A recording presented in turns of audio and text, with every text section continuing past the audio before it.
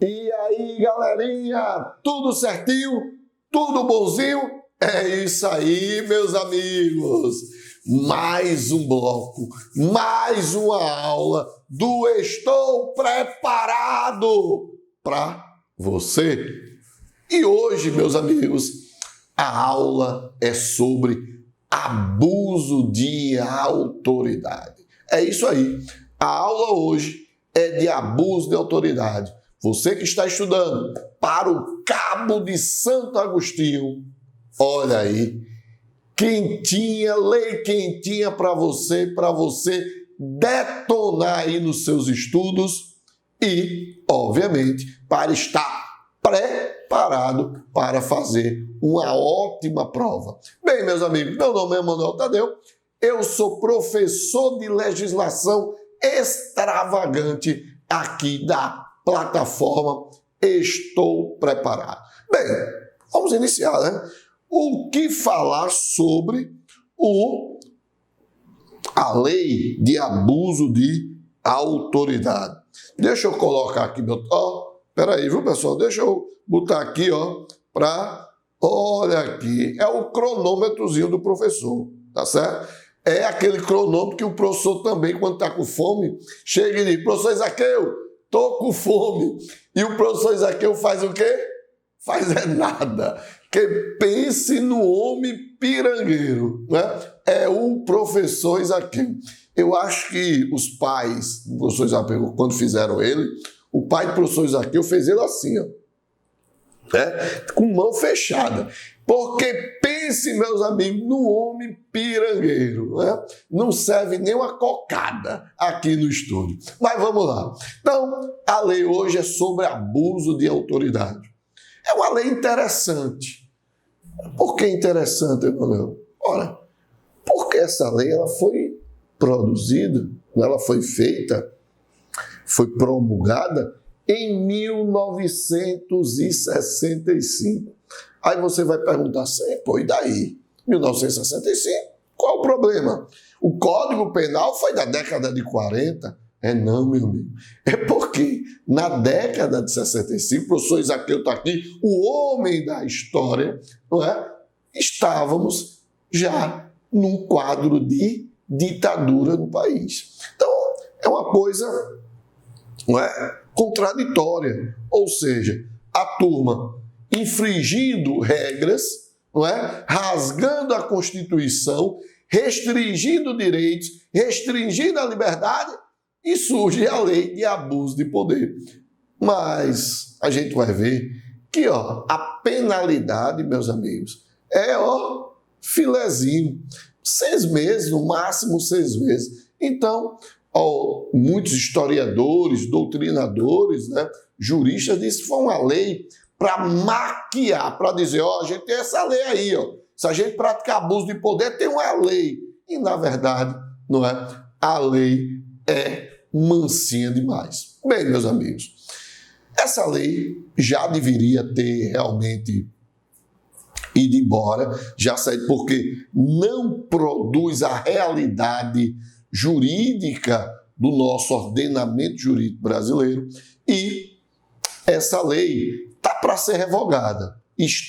Olha o que eu estou dizendo, está para ser revogada. Já existe uma lei em tramitação no Congresso Nacional, foi para a sanção do presidente da República, só que ele vetou. Ele vetou.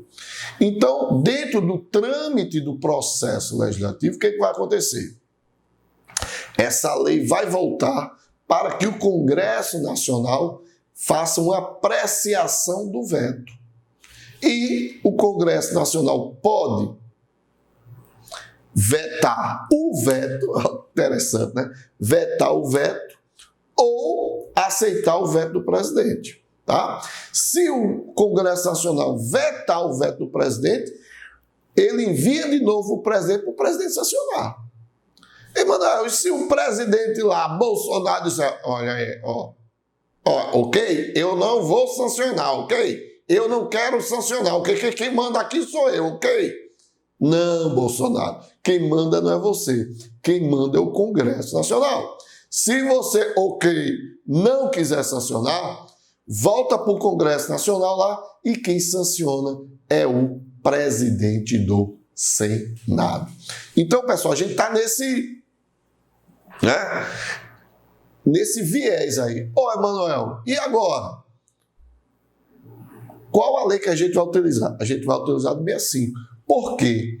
Para que tenha esse trâmite aí, não é? De voltar para o Congresso, do Congresso para cá, vai durar mais de 30 dias. Então, meus amigos, a gente não vai trabalhar com essa lei nova, tá? Nos próximos concursos, sim. Mas agora continua trabalhando com a lei antiga, ok? Então, eu vetei tudo aqui, mas vocês trabalham aí com essa lei aí, beleza? Então, vamos trabalhar com a lei antiga, beleza? Então, dita aí a dica para vocês não ficarem aperreando o professor Isaqueu. Professor Isaqueu, é a lei nova, é a lei antiga? Não, vamos trabalhar a lei antiga, tá certo? Se não tivesse tido os vetos, se tivesse sido sancionada sem veto, aí não ia ter problema não. Aí a gente já ia trabalhar com a lei nova, porque geralmente os editais pedem as leis e suas atualizações. Então, como não vai dar tempo, então, meus amigos, Lei 4898 de 1965, Lei de Abuso de Autoridade. Bora lá. Então, vamos lá. O que é o abuso de autoridade? Meus amigos, abuso de autoridade nada mais é que um crime que abrange condutas abusivas de poder. Olha aí, é um crime que abrange condutas abusivas de poder. E como é que a gente vai conceituar essa questão de abuso de poder? Ora, quando você estuda direito administrativo e você vai estudar poderes, né? Poder hierárquico, poder disciplinar, poder de polícia, você vai ver que existe o poder-dever do Estado, mas existe o vício do poder-dever, que é que chamamos de abuso de poder. E esse abuso de poder se manifesta de duas formas. Excesso de poder, quando ocorre o indivíduo vai além de sua competência. Então, no abuso de poder, tipo excesso de poder, é quando o indivíduo vai além de sua competência. Ele tem competência para aquilo, mas vai além. Ou seja, no momento que ele vai além de sua competência, foge de sua competência. Falta de competência. E a outra forma de abuso de poder é o que chamamos de desvio de poder. Ou seja, apesar do indivíduo estar atuando dentro de sua competência, ele desvia de sua finalidade. Ele busca uma finalidade diversa daquela que ele deveria atingir. Então, primeiro momento aí, vocês aprenderam aí já de cara, não é? O que é o conceito de abuso de poder. Então, revisando, abuso de poder, excesso ou desvio de poder. Muito bem, meus amigos. Bem,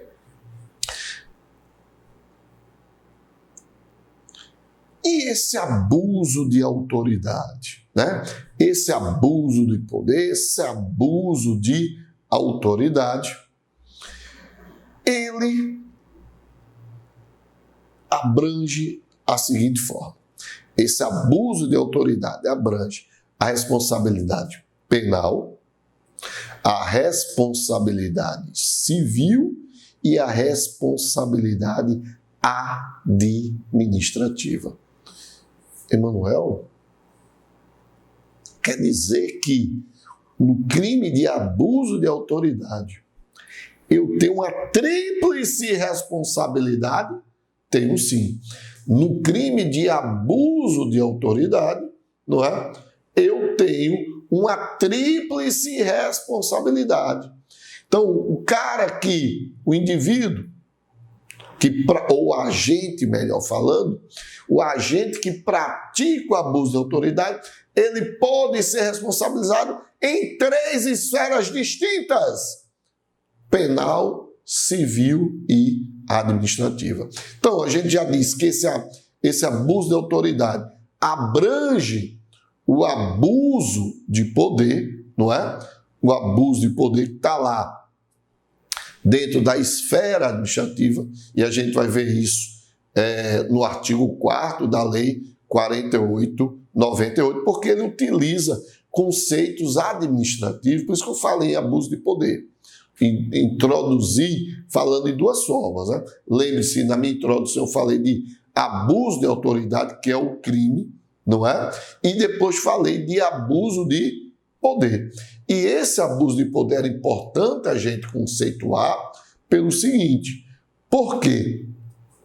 Porque a Lei 48/98, ele utiliza conceitos administrativos para tipificar condutas contrárias à lei, seja no âmbito penal e disciplinar. Contudo, é mais amplo, né? Englobando outras condutas ilegais do agente público. Então, apesar dele citar abuso de poder, o abuso de autoridade é mais amplo, ou seja, no caso, o abuso de poder está contido no abuso de autoridade. Tranquilo aí? Muito bem. Bem, esse crime de abuso de autoridade, ele tem como objeto o quê? Porque todo crime, pessoal, todo crime, todo ato ilícito, todo ato ilegal, ele tem um objeto. Ou, podemos dizer, ele atinge, ele desrespeita um bem jurídico. E no caso do abuso de autoridade, qual desrespeito ao bem jurídico? Qual bem jurídico atacado pela lei de abuso de autoridade? Ora, o abuso de autoridade, meus queridos, é, via de regra, um atentado contra as liberdades e garantias do cidadão. Então, podemos dizer com toda certeza que o abuso de autoridade, em via de regra, é um atentado contra as liberdades e garantias do cidadão. Tá certo? Bem, a nossa Constituição, não é? Que é a nossa lei maior, a nossa Carta Magna, a Constituição confere a qualquer pessoa na qualidade de garantia individual. Não é? Então, no momento em que a Constituição ela declara direitos e assegura garantias, por isso que nós chamamos, né, de normas declaratórias. São normas declaratórias, Emanuel, é quando a Constituição declara direitos. E o que são normas e o que são garantias são normas assecuratórias, quando a Constituição assegura direitos. Então, veja, quando ocorre isso, da nossa Constituição declarar e assegurar, e de uma forma alguém vai lá e atenta contra essas liberdades e garantias do cidadão, não é? Aí você tem uma violação do direito do indivíduo. E o abuso de autoridade, né, o crime de abuso de autoridade, justamente entra nesse viés jurídico. Bem, a nossa Constituição, não é? Lá no seu artigo 34, a linha A, confere a qualquer pessoa, na qualidade de indivíduo o direito de petição contra o abuso de poder. Espera aí, Emanuel, não entendi muito bem isso. Veja, a Lei 48/98, ele diz o seguinte: o direito de representação será exercido por meio de petição. O direito de representação será exercido por meio de petição. Duas coisas importantes. Petição e representação. Vamos tratar logo de direito de petição e depois de representação, para vocês não confundirem. Primeiro, o direito de petição, pessoal, que está lá no artigo 5º, inciso 34, alineado à Constituição, é o que chamamos de remédio constitucional administrativo. Você aí que estuda direito constitucional, né, deve estar lembrado que o professor falou o seguinte, que existem dois remédios constitucionais administrativos: o direito de petição e de obtenção de certidões. Então, o direito de petição é um remédio constitucional administrativo. E para que serve? Serve para esclarecer, serve para requerer. Então, no momento em que o indivíduo exerce o seu direito de petição na lei de abuso de autoridade, ele está requerendo às autoridades, ele está esclarecendo às autoridades que existiu contra ele um crime chamado de abuso de autoridade. Então ele vai exercer, não é, esse esclarecimento, essa declaração, essa reclamação às autoridades que existiu contra ele um abuso, uma ilegalidade por parte de uma autoridade.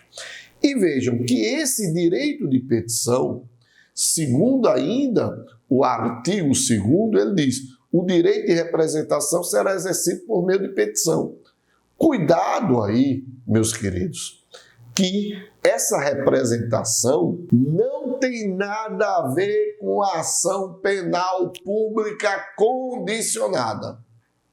A representação é o instrumento que eu vou utilizar por meio da petição para representar, para entrar contra uma representação, ou seja, contra uma reclamação contra o indivíduo.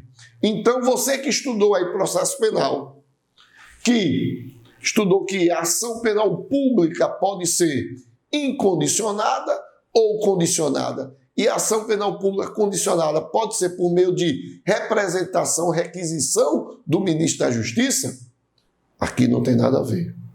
Essa representação não é condição de procedibilidade para a ação penal aqui no crime de abuso de autoridade, tá certo? Essa representação, ela funciona como o exercício do direito de petição, como uma reclamação, como um esclarecimento à autoridade pública que houve um abuso de poder, um abuso de autoridade.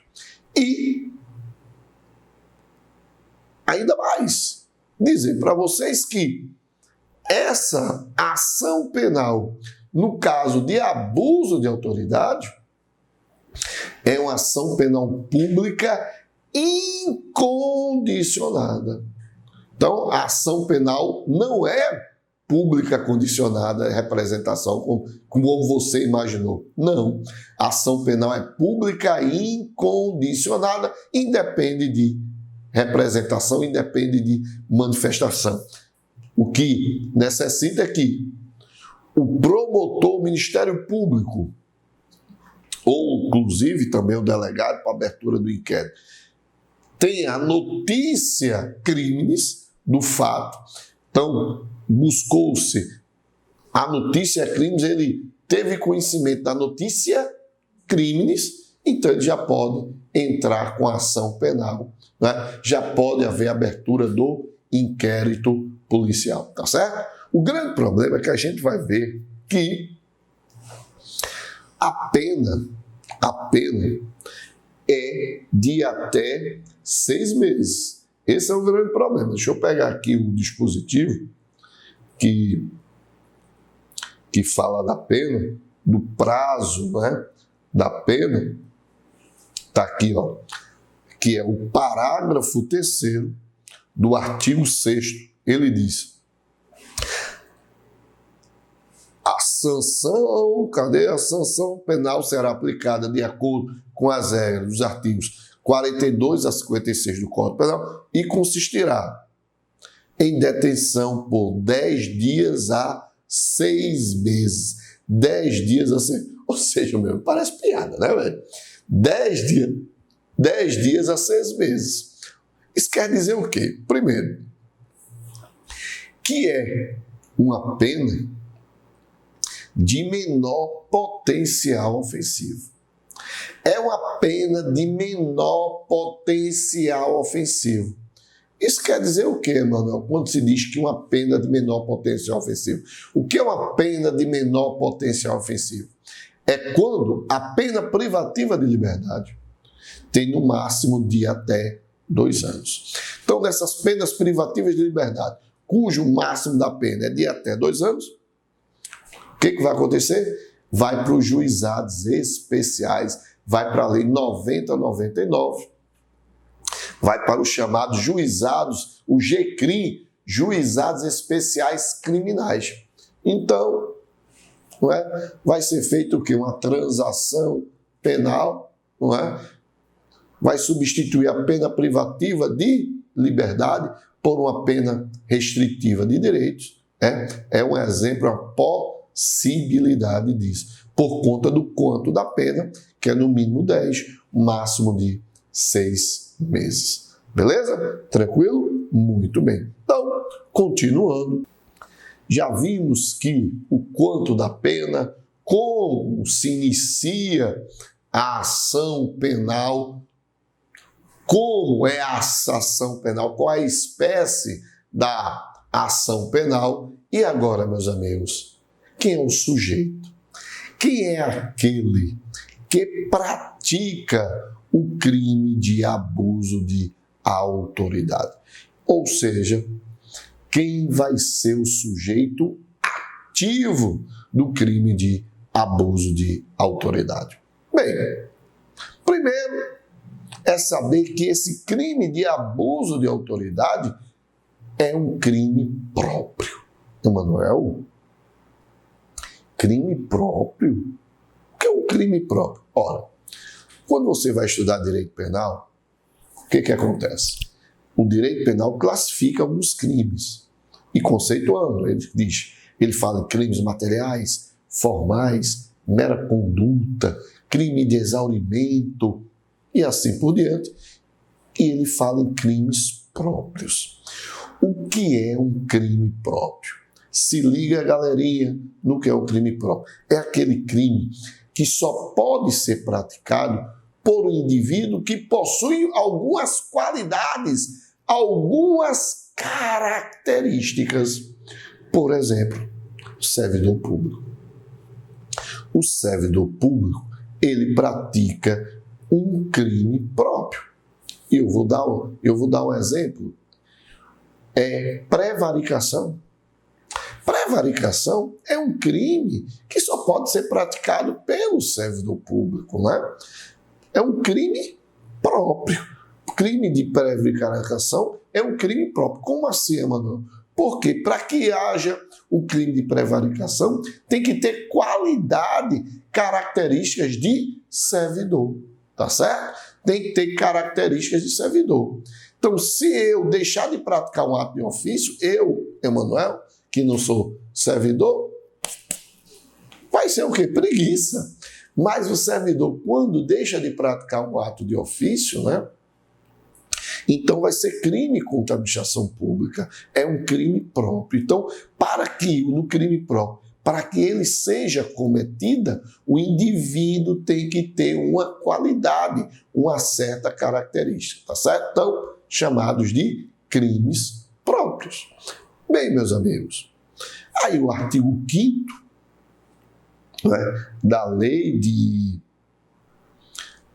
abuso de autoridade, ele diz que considera-se autoridade, para os efeitos desta lei, quem exerce cargo, emprego ou função pública de natureza civil ou militar, ainda que transitoriamente sem remuneração. Vou fazer o seguinte, eu vou dar uma paradinha aqui agora e no próximo bloco a gente volta para conceituar legal isso aqui, dar uma explicação sobre isso, tá certo? Então, até mais, se liga aí e espera que eu volto já, beleza?